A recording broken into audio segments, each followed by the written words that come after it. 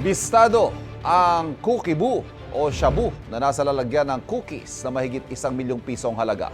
Magkapitbahay mula sa Pampanga mga naarestong suspect. Ang depensa nila sa unang balita ni James Agustin. Mula pa sa Pampanga ang dalawang naaresto ng mga operatiba ng Cubao Police Station sa ikinasa nilang drug bypass operation sa Barangay San Martin de Porres, Quezon City kahapon.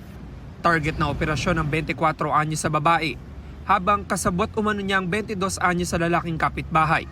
Nasabat sa kanila ang 200 gramo ng shabu na nagkakalaga ng mahigit 1.3 million pesos. Ang droga itinago sa lalagyan ng cookies.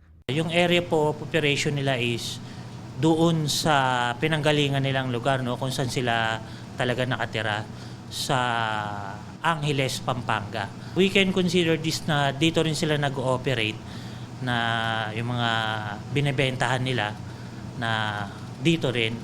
Itinuturing ng pulisya na high-value target ang mga sospek. Ayon sa babaeng sospek, ipinakisuyo lang daw sa kanya na i-deliver ang item kapalit ng 20,000 piso. Pinagutusan po ako na padala po tapos ipasa po. Alam mo droga yung laman? Opo, ano. Bakit ako kayo napasok sa ganyan transaction? Dahil po gawa ng may malaking utang po na kailangan kong bayaran. Git naman ng lalaking sospek, wala siyang kinalaman sa transaksyon.